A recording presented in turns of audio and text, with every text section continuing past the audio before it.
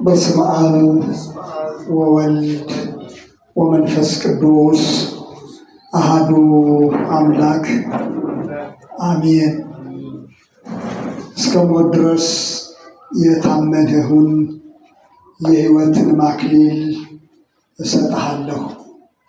የዮሐንስ ራእይ ምዕራፍ 2 ቁጥር 10።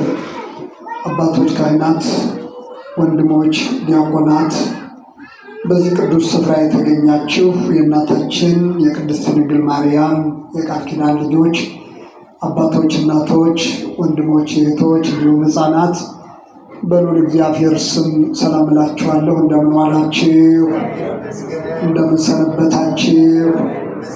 የአባቶቻችን አምላክ የእኛም አባትና አምላክ ልዑል እግዚአብሔር ስለዚች ዕለትና ሰዓት ክብርና ምስጋና ለእርሱ ይሁን።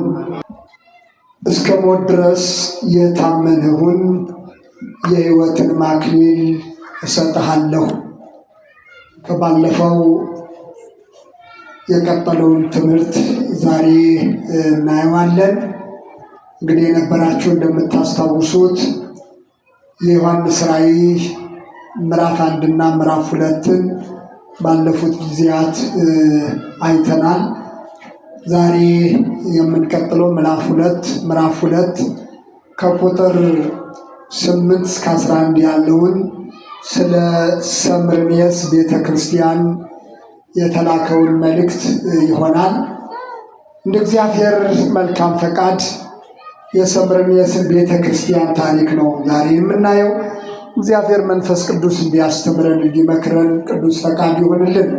ባለፉት ጊዜያት በተደጋጋሚ እንዳነሳሁት እነዚህ የጥንት አብያተ ክርስቲያናት ታሪክ ዛሬም ላለነው ክርስቲያኖች፣ ዛሬም ላሉት አብያተ ክርስቲያናት የትም ዓለም ለሚገኙት አብያተ ክርስቲያናት የሚጠቅም ትምህርት እንደሆነ አንስቻለሁኝ። ዛሬ የሰምርኔስን ቤተ ክርስቲያን አጠቃላይ እናያለን ማለት ነው። ታሪኩን የምናገኘው የዮሐንስ ራእይ ምዕራፍ 2 ከቁጥር 8 እስከ 11 ባለው ክፍል ላይ ነው። መጀመሪያ ክፍሉን እንደሚከተለው አነበዋለሁኝ። የዮሐንስ ራእይ ምዕራፍ 2 ከቁጥር 8 እስከ 11 ያለው እንደዚህ ይላል። በሰምርኔስም ወዳለው ቤተ ክርስቲያን መልአክ እንዲህ ብለህ ጻፍ። ሞቶ የነበረው ሕያውም የሆነው ፊተኛውና መጨረሻው እንዲህ ይላል፣ መከራህንና ድህነትህን አውቃለሁ። ነገር ግን ባለጠጋ ነህ። የሰይጣንም ማኅበር ናቸው እንጂ አይሁድ ሳይሆኑ አይሁድ ነን የሚሉት የሚሳደቡትን ስድ አውቃለሁ። ልትቀበለው ያለህን መከራ አትፍራ። ልትቀበለው ያለህን መከራ አትፍራ። እነሆ እንድትፈተኑ ዲያብሎስ ከእናንተ አንዳንዶችን በወህኒ ሊያገባቸው አለው። 10 ቀንም መከራን ትቀበላላችሁ። እስከ ሞት ድረስ የታመንህን የሕይወትን አክሊል እሰጥሃለሁ ይላል። ስለ ቃሉ አምላካችን እግዚአብሔር ስሙ የተመሰገነ ይሁን። እንግዲህ ስለዚች ቤተ ክርስቲያን የተነገረው ወይም በዮሐንስ በኩል የተላከው መልእክት እነዚህ ክርስቲያኖች በተለያየ መከራ ውስጥ ያሉ ናቸው። የተለያየ ፈተና እየደረሰባቸው ያለባቸው ናቸው። ነገር ግን መከራቸውንና ችግራቸውን መድኃኔዓለም ክርስቶስ እንደሚያውቅ ሲናገር እናያለን። ወገኖቼ ዛሬም ቢሆን በተለያየ መከራ በተለያየ ፈተና የማያልፍ በሚመስል ውጣ ውረድ ውስጥ ያለን ክርስቲያኖች ብንኖር ከነዚህ በሰምርኔስ ቤተ ክርስቲያን ከነበሩት ክርስቲያኖች ሕይወት መማር እንችላለን። አምላካችን እግዚአብሔር በፈተናችንም በችግራችንም ሁሉ ከእኛ ጋር አጠገባችን ስለሆነ ክብርና ምስጋና ለእርሱ ይሁን። ባለፈው ስለ ኤፌሶን ቤተ ክርስቲያን ታሪክ ስንመለከት በመቅረዞቹ መካከል የሚመላለስ 7ቱን ከዋክብት በእጁ የያዘ እንደሆነ በመልእክቱ ገልጾታል። እንግዲህ ቤተ ክርስቲያን ማለት ወይም ክርስቲያኖች ማለት በኢየሱስ ክርስቶስ እጅ ያሉ መቅረዝ የተባሉት ክርስቲያኖች ሁልጊዜም በኢየሱስ ክርስቶስ እጅ ያሉ ወይም ደግሞ በመካከላቸው የሚመላለስ ጌታ እንዳላቸው አይተን ነበር። ዛሬ ደግሞ በዚህ በተላከው መልእክት ላይ ምንድን ነው ያለው? ሞቶ የነበረው ሕያውም የሆነው፣ እስኪ ሞቶ የነበረው በሉ፣ ሕያውም የሆነው ፊተኛውና መጨረሻው እንዲህ ይላል። የሚገርመው ነገር መድኃኒታችን ኢየሱስ ክርስቶስ ለእነዚህ ክርስቲያኖች ማንነቱን የገለጸበት ሁኔታ በጣም የሚደንቅ ነው። መልእክቱ የተላከው ሞቶ የነበረ ነገር ግን ሕያው ከሆነ ከክርስቶስ ነው። እነዚህ ክርስቲያኖች በልዩ ልዩ መከራ ውስጥ ያሉ ናቸው። በልዩ ልዩ ፈተና ውስጥ ያሉ ናቸው። ነገር ግን ምን አለ? እርሱ ሞቶ እንደነበረ። መቼም ከሞት የከፋ ምንም ነገር የለም አይደል? እነዚህ ክርስቲያኖች ምንም ፈተና ውስጥ ቢሆኑ፣ ምንም መከራ ውስጥ ቢሆኑ፣ ምንም የተለያየ ከጠላትና ከሰዎች ከሚመጣ ልዩ ልዩ ፈተና ውስጥ ቢሆኑም ክርስቶስ የሚያመልኩት ክርስቶስ ደግሞ ሞቶ እንደነበረ ሕያውም እንደሆነ በዚህ ሲያጽናናቸው እናያለን። እኔ እኮ ሞቼ ነበር፣ ነገር ግን ምንድን ነኝ አለ? ሕያው ነኝ አለ። ወገኖቼ ሰው የፈለገውን ያህል በፈተና ውስጥ ቢያልፍ፣ በፈተና ውስጥ ቢመላለስ ሞቶ ከነበረውና በመስቀል ካለፈው ከክርስቶስ አይበልጥም። ስለዚህ ራሱን አሳያቸው። እኔ እኮ ሞቼ ነበር፣ የነበረ ያለ ፊተኛውና መጨረሻው እንዲህ ይላል ነው ያለው። እርሱ ፊተኛ ነው። እርሱ ዓለምን አሳልፎ የሚኖር መጀመሪያና መጨረሻ የሌለው ጌታ ነው። ነገር ግን ምን ሆኗል? ሞቷል። ሞት እንድል አድርጎ ደግሞ ተነስቷል። ክብርና ምስጋና ለእርሱ ይሁን። አለብኝ የምንለው ማንኛቸውም ፈተና፣ ደረሰብኝ የምንለው ማንኛውም መከራ ክርስቶስ ከደረሰበት መከራና ክርስቶስ በሞት በመቃብር እንዳለፈ ከዚህ አይበልጥም። ስለዚህ ለእነዚህ ክርስቲያኖች ኢየሱስ ክርስቶስ በዮሐንስ በኩል ሊገልጥላቸው የወደደው ነገር ቢኖር ምንድን ነው? እርሱ እንደሞተና ሞት ድል አድርጎ እንዳሳለፈ ነው። ሞትን ድል አድርጎ በዚህ በስቃይ በመስቀል እንዳለፈ ራሱን ሲያሳይ እናያለን። ለዚህ ነው ሐዋርያው ቅዱስ ጳውሎስ በዕብራውያን መልእክቱ ላይ ኢየሱስን ተመልከቱ አለ። ማንን ተመልከቱ? ኢየሱስን ተመልከቱ። እርሱ ኖርን ንቆ በመስቀል ታግሶ አለ። አዎ በእግዚአብሔር ቀኝ፣ በባሕርይ አባቱ በእግዚአብሔር ቀኝ አለ። በሞት አልፎ፣ በመከራ አልፎ፣ በስቃይ አልፎ የታላለ በእግዚአብሔር ቀኝ አለ። ዛሬም በየትኛውም መከራ ውስጥ የምናልፍ ሰዎች ክርስቶስ ባለፈበት ልዩ ልዩ አይነት ፈተና ብናልፍ መጨረሻው ከፍታ እንደሆነ፣ መጨረሻው ያለብንን ልዩ ልዩ አይነት ፈተና ሁሉ የምናልፍ መከራውን በትዕግስት አልፈን እርሱ በከፍታ ከፍ እንደሚያደርገን ክርስቶስ ራሱን ሲያሳይ እናያለን። ሞቶ የነበረ ሕያውም የሆነ ሐዋርያው ቅዱስ ጳውሎስ ደግሞ ምን አለ? ኢየሱስ ክርስቶስን ተመልከቱ። ማንን ተመልከቱ አለ? ኢየሱስ ክርስቶስን ተመልከቱ። በመስቀል ያለፈ፣ በመከራ ያለፈ፣ በሞት ያለፈ ክርስቶስ በእግዚአብሔር ቀኝ በሰማያት ዙፋን አለ። እርሱ እግዚአብሔር ስለሆነ በባሕርይ አባቱ በእግዚአብሔር ቀኝ በሰማያዊ ዙፋኑ እንደተቀመጠ ኢየሱስን ተመልከቷል። ስለዚህ ያለብን ማንኛቸውም መከራና ችግር ሁሉ ኢየሱስ ክርስቶስን ስንመለከት እርሱ ከደረሰበት ስቃይና መከራ እንደማያልፍ ሊያሳየን ስለወደደ ፊተኛውና መጨረሻው እንዲህ ይላል፣ ሞቶ የነበረ ሕያውም የሆነው እንዲህ ይላል ሲል መግቢያው ላይ መድኃኒታችን ኢየሱስ ክርስቶስ ለእነዚህ ክርስቲያኖች ሊያሳይ የወደደው ሊያስተምራቸው የወደደው እርሱ በሞት እንዳለፈ በመከራ እንዳለፈ ካወቁ በእርሱ መጽናናት ይገባቸዋል። ተጽናኑ የተባለው ከዚህ የተነሳ ነው። ስለዚህ መከራህንና ስደትህን አውቃለኋል፣ ድህነትህን አውቃለሁ። ከክርስቶስ ዘንድ የተሰወረ ምንም ነገር የለም ወገኖቼ። መከራህን እኔ ምን እላለሁ አለ? አውቃለሁ። ስለዚህ ስለሚያውቅ እነዚህ ክርስቲያኖች በመከራ ውስጥ እንዳሉ እንዲቀጥሉ ክርስቶስ አይፈልግም። ዛሬም ወገኖች ክርስቲያኖች በብዙ መከራ ውስጥ ያልፋሉ፣ በብዙ ሞት ውስጥ ያልፋሉ። በየጊዜው መርዶ እንሰማለን፣ በየጊዜው አሰቃቂ ነገሮችን እንሰማለን፣ እናያለን። ነገር ግን ክርስቶስ ባለፈበት መንገድ እያለፉ መሆናቸውን ልናስታውስ ይገባል። እኔና እናንተ ዛሬ የሚያስመርሩ የማያልፉ የሚመስሉ ልዩ ልዩ ፈተናዎች ቢገጥሙን ክርስቶስ ከደረሰበትና ክርስቶስ ከገጠመው መከራ እንደማይበልጥ ማመን ይገባናል። መነሳት እንዳለ በዛ ወድቆ መቅረት እንደሌለ ልናምን ያስፈልጋል። እነዚህን ነገሮች ማለፍ የምንችለው እምነት ሲኖረን ነው። ምን ሲኖረን ነው? እምነት ሲኖረን ነው። በእያንዳንዳችን ልብ ይህንን ጽኑ እምነት እንዲያስቀምጥልን ቅዱስ ፈቃድ ይሁንልን። ሲቀጥል ምን አለ? መከራንና ድህነትን አውቃለሁ ካለ በኋላ ነገር ግን አለ ባለጠጋ ነህ ይላል። ነገር ግን ምንድን አለ? ባለጠጋ ነህ። ወገኖች እግዚአብሔርን የያዘ ሰው፣ በእግዚአብሔር የሚደገፍ ሰው መጨረሻው ምንድን ነው? ባለጠግነት ነው። ሐዋርያው ቅዱስ ጳውሎስ በአንደኛ ቆሮንቶስ ምዕራፍ 6 ላይ የሚለው ነገር አለ። ድሆች ስንሆን ባለጠጎች ነን ይላል። ሐዘንተኞች ስንሆን ደስተኞች ነን ይላል። እንግዲህ ሐዋርያት ምንም ነገር የላቸውም።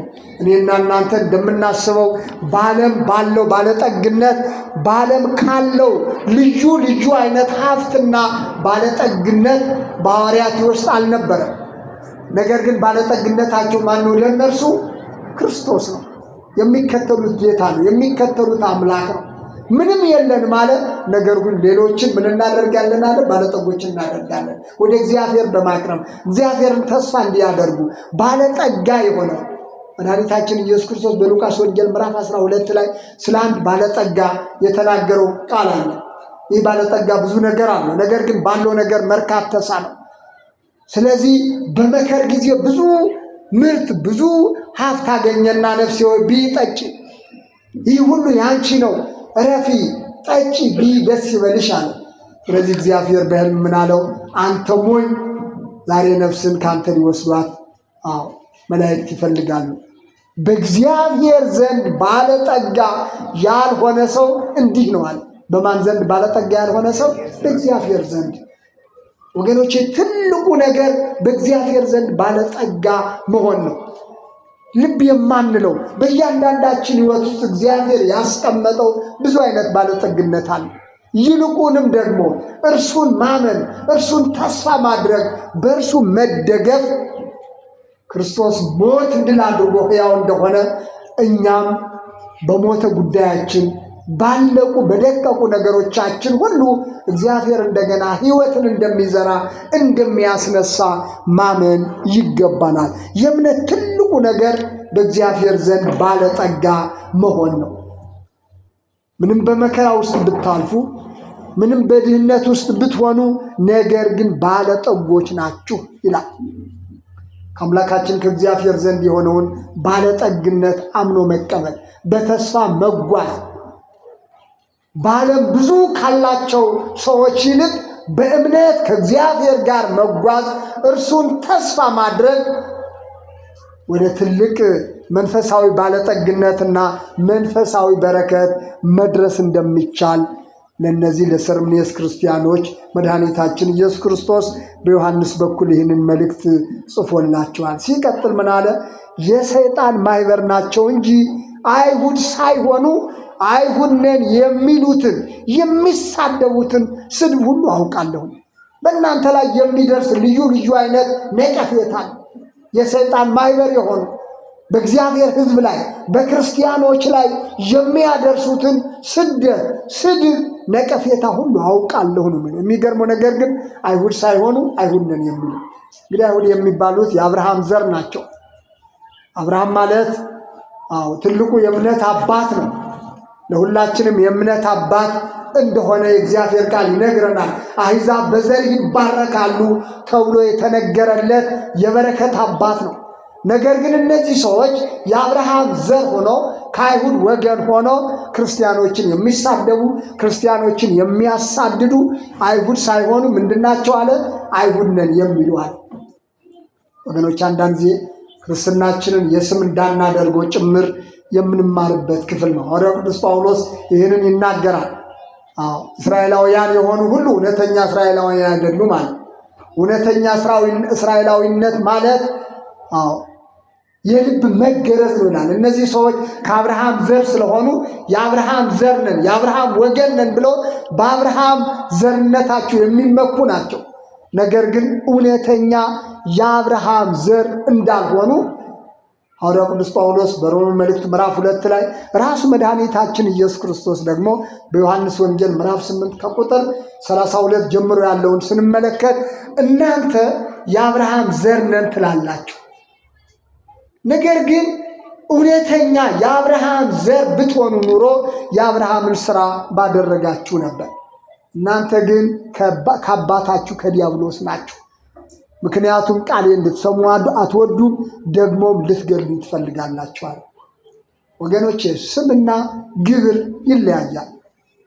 እነዚህ የሰምረኔስን ክርስቲያኖች የሚያሳድዱ ሰዎች ከአብርሃም ወገን ናቸው፣ ከአብርሃም ዘር ናቸው፣ ከአይሁድ ወገን ናቸው።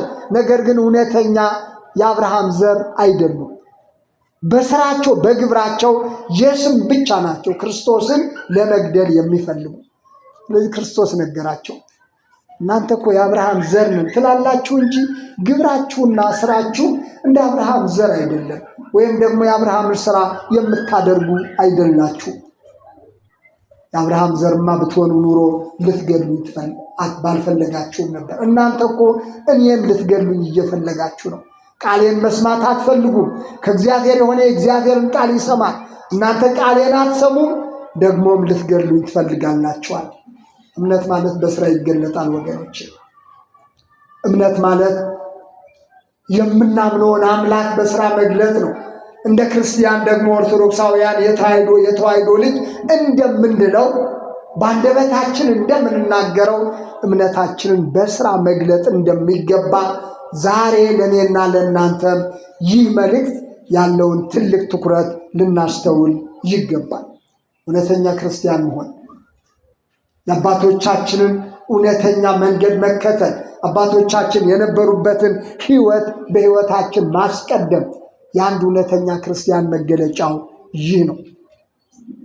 ባለፈው እንዳየ ነው አንድ ክርስቲያን ይደክማል፣ ይወድቃል፣ ከበጎ ነገር ወደ መጥፎ ነገር ዞር ሊል ይችላል።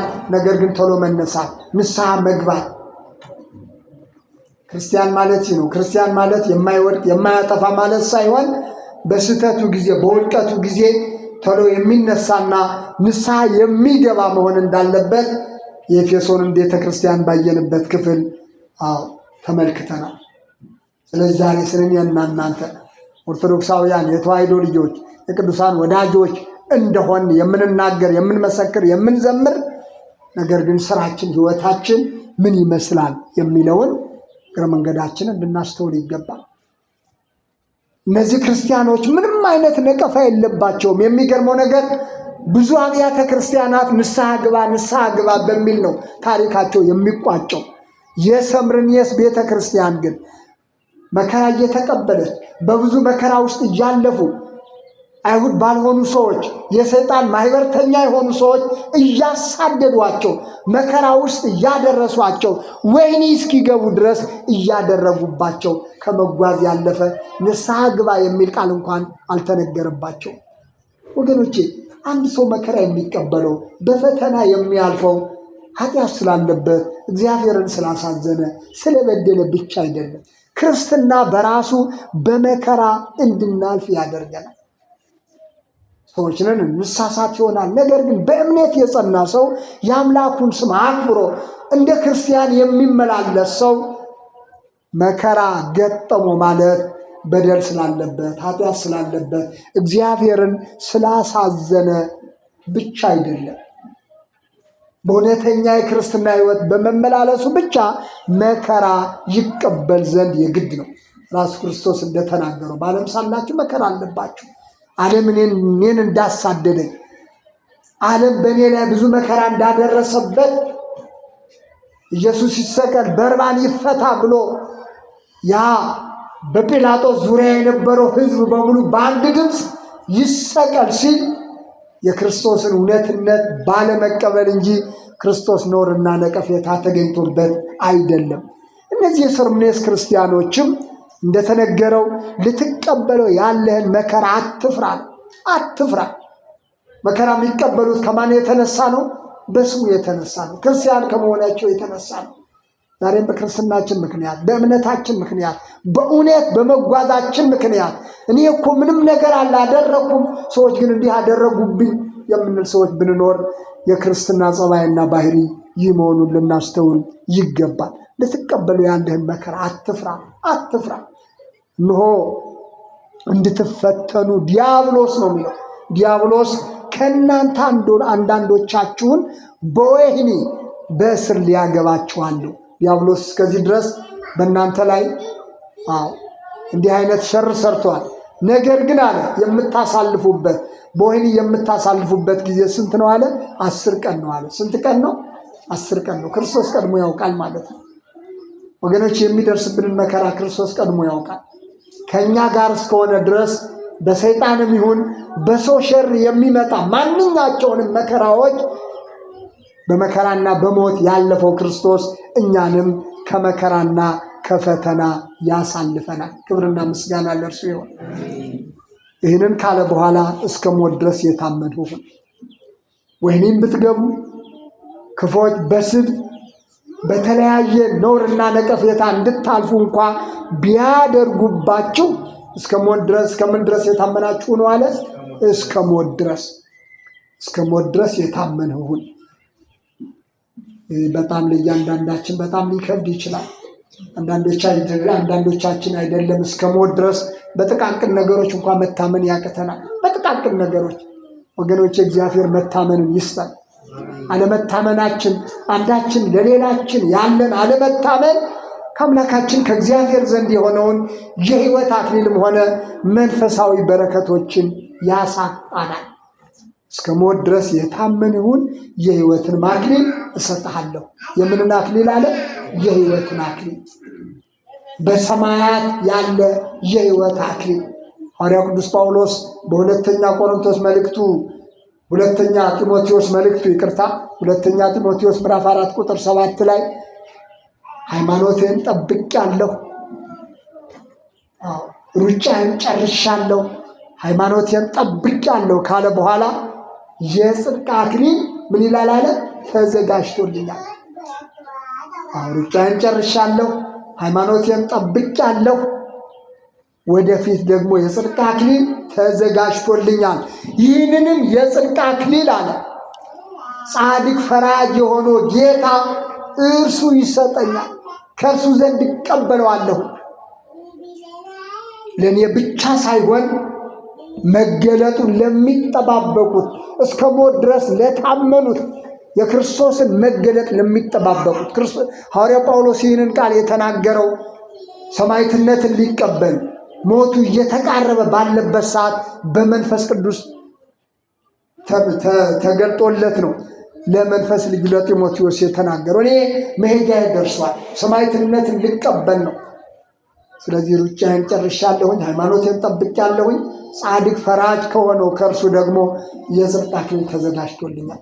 ይህ የጽድቅ አክሊል መገለጡን ለሚጠባበቁት በእርሱ ለሚታመኑት መከራ እየተቀበሉ እየተፈተኑ እየተሰደቡ እየተዋረዱ ዓለም ፊቷን አዙራባቸው ነገር ግን እምነታቸውን አጥብቀው ለያዙ ለእነርሱ ሁሉ የሚሰጥ ነው አለ። ይህ የጽድቅ አክሊል ለእኔ ብቻ ሳይሆን ክርስቶስን ለሚያምኑ ክርስቶስን ለሚከተሉ ፈተናውን፣ መከራውን፣ ችግሩን ሁሉ ተቋቁሞ ለአምላካቸው ለእግዚአብሔር ለታመኑ ሁሉ የሚሰጥ ነው አለ።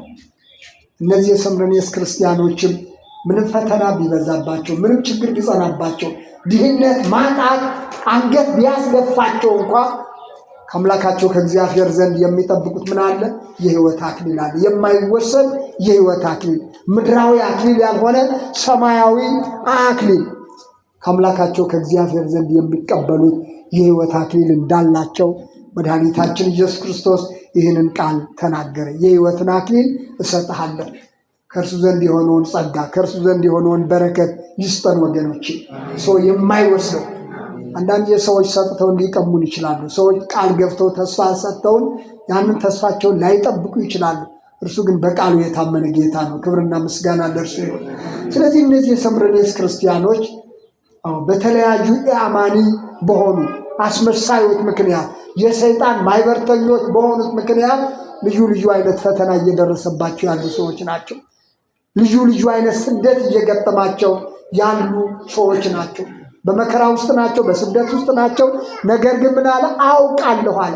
እኔ አውቃለሁ፣ ይህ ታሪክ ይቀየራል አለ። ዛሬም አምላካችን እግዚአብሔር ታሪካችንን ይቀይርናል። ምንም ችግር ውስጥ ብንሆን፣ ምን ፈተና ውስጥ ብንሆን፣ ምንም ማጣት ውስጥ ብንሆን ከእግዚአብሔር ከአምላካችን ዘንድ የሆነውን ጸጋና መንፈሳዊ በረከት መጠባበቅ ይገባናል። ሲቀጥል መንፈስ ለአብያተ ክርስቲያናት የሚለውን ጆሮ ያለው ይስማ። ይህንን ደጋግመን የተናገርነው ቃል ነው። ለእያንዳንዷ ቤተ ክርስቲያን መጨረሻ ላይ የሚነገረው ይህ ቃል ነው። መንፈስ ቅዱስ ለአብያተ ክርስቲያናት የሚናገረውን ጆሮ ያለው ይስማ። አምላካችን እግዚአብሔር ለቃሉ እውነት መንፈስ ቅዱስ ለሚናገረን እውነት ጆሮአችን የተከፈተ እንዲሆን ቅዱስ ፈቃድ ይሁንልን። መስማት ምን ያህል ትልቅ በረከት ነው ወገኖቼ! መስማት ከፈተና የምንወጣበትን የእግዚአብሔርን ጸጋ፣ የእግዚአብሔርን ማዳን፣ የእግዚአብሔርን ምሕረት በውል ማወቅ የምንችለው ማለፍ የማይቻሉ በሚመስሉ ፈተናዎች ሁሉ ማለፍ እንደሚቻል የእግዚአብሔር ቃል ሲነገረን፣ መንፈስ ቅዱስ ሲናገረን መስማት እጅግ መልካም ነው። መንፈስ ቅዱስ ለአብያተ ክርስቲያናት የሚናገረውን ጆሮ ያለው ይስማ። ድል የነሳው በሁለተኛው ሞት አይጎዳም አለ። በምን ሞት አይጎዳም? በሁለተኛው ሞት አይጎዳም። ወገኖቼ ትልቁ የክርስትና ሕይወት የመጨረሻው ተስፋችን በሁለተኛው ሞት አለመጎዳት ነው። በምድር እስካለን ድረስ የሰው ልጅ በተለያየ አጋጣሚ ይሞታል። እንደወጡ የቀሩ ወገኖቻችን ብዙዎች ናቸው አይደል? ገና ለወላጅ ለቤተሰብ ተስፋ ይሆናሉ፣ ለቤተ ክርስቲያን ተስፋ ይሆናሉ፣ ለሀገር ተስፋ ይሆናሉ ተብሎ የተጠበቁ ብዙ ወገኖቻችን እንደወጡ ሲቀሩ አይተናል። ሰሞኑን እንኳን ብዙ አስደንጋጭ ነገር ሰምተናል አይደል? በጸርቃኔ አካባቢ የሆነው የሰው ልጅ መንፈሳዊ በረከት ለማግኘት በሄደበት እንደዚሁ ወደ አምላክ ወደ እግዚአብሔር ይጠራል። በምን አይነት ቀን በምን አይነት ሰዓት ወደ እርሱ እንደምንጠራ አናውቅም። ቀኒቱንና ሰዓቲቱን አታውቁም ነው የተባለው።